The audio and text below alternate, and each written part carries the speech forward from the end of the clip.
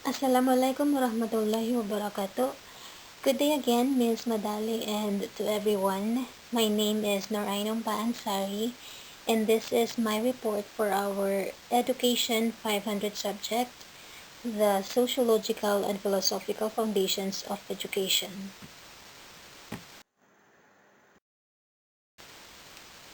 So, my report will be covering most topics about society, the structure of society, the social stratification, social mobility, and social equity.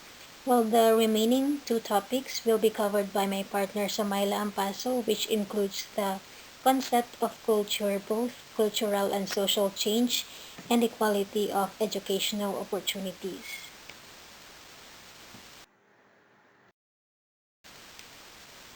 So after going through this 15-minute video, we should be able to understand the following objectives: the meaning and definition of society, the structure of society, define the social stratification and its types, define the social mobility and its types, and the importance of social equity. So this is a very quick introduction. Most societies establish their education as per the societal needs and aspirations. And society's needs and beliefs depend on geographical, social, cultural, religious, political, and economical conditions. Even the changes occurring in society alter its forms and needs, and the structure of education changes accordingly.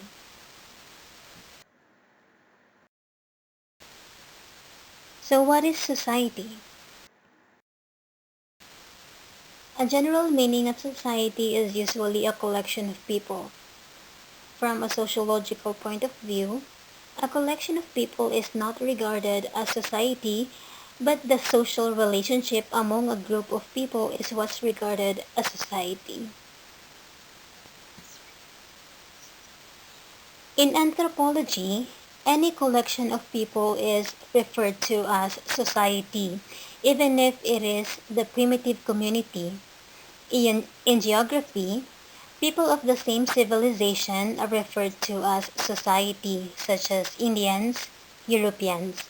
But generally, society is the term to describe human beings together, collective, or the sum of their social networks and social interactions. It can also mean a specific group of people who interact, as well as a wider society of which they are members.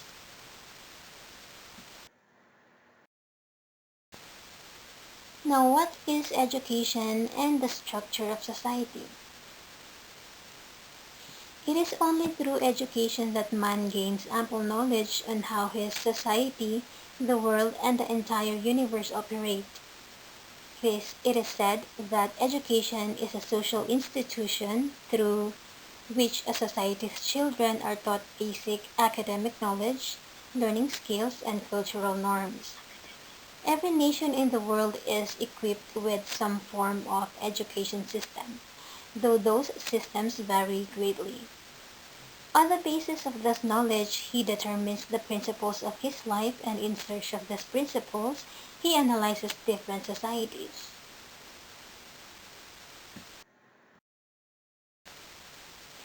It is said that a sincere human being does no discrimination towards not only human beings but objects as well. He treats all alike. But the non-compassionate individual attaches importance to only the material aspect of life and nurtures the principle of inequality.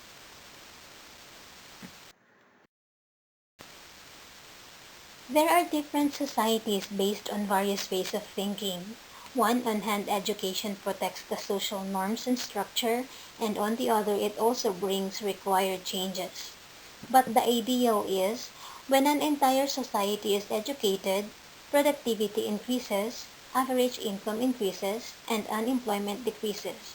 This leads to the economic growth and stability of a society as a whole.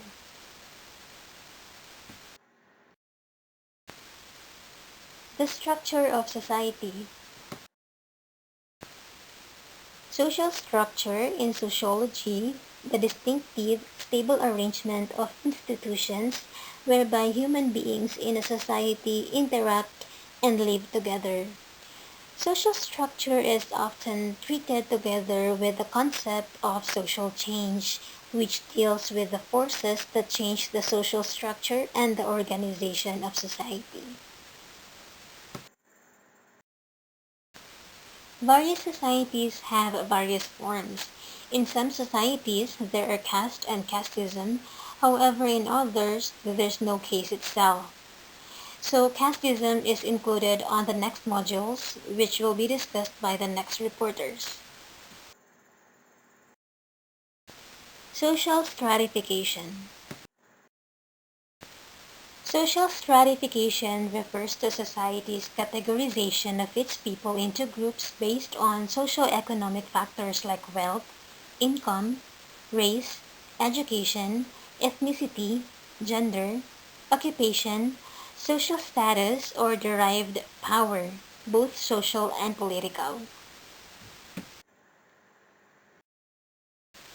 So to simply understand the social stratification, I have an image here where you can see the famous social class pyramid, which is also applicable here in the Philippines, where we have the upper class, middle class, and lower class.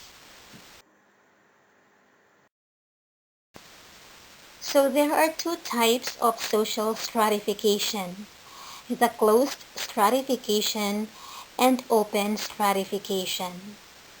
The closed stratification, this is that stratification in which no change can be brought. Once a person is granted a position or a status, it is attached to him all his or her life. In a closed stratification system, there is very little or no chance for you to move to another level in society.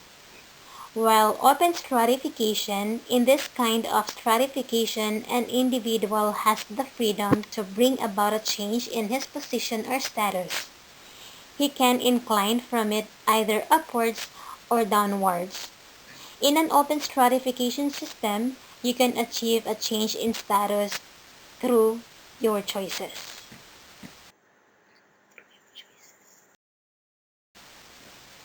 So as you can see on this figure, these are some of the bases of open and closed stratification.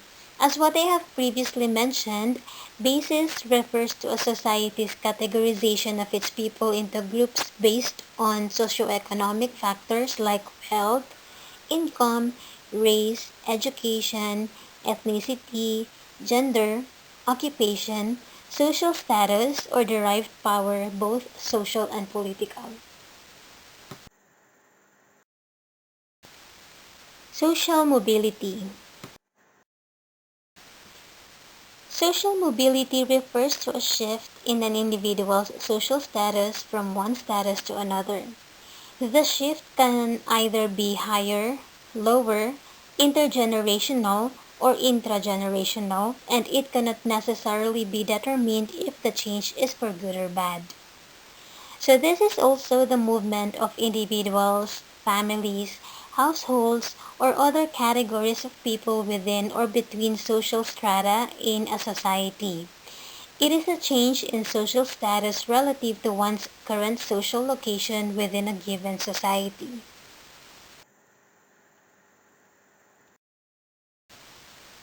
So there are two forms of social mobility: horizontal mobility and vertical mobility. Horizontal mobility is the movement from one position to another within the same social status. This is in contrast to vertical mobility, which is the movement from one social status to another. An example of horizontal mobility is a factory worker who finds a new job as a construction worker. And an example of vertical mobility is a high school dropout who becomes a self-made millionaire. Social equity. Social equity is the active commitment to fairness, justice, and equality in the formulation of public policy, distribution of public services, implementation of public policy, and management of all institutions serving the public directly or by contract. Since the 1960s, the concept of social equity has been used in a variety of institutional contexts, including education and public administration. So why is social equity important? Some societies view equity as a worthy goal in and of itself because of its moral implications and its intimate link with fairness and social justice. Policies that promote equity can help directly and indirectly to reduce poverty. Policies that promote equity can boost social cohesion and reduce political conflict. So this concludes my report. Thank you so much for listening, and I really hope we all gathered additional information on the importance of education in a society based on the topics. Shukran again and stay safe.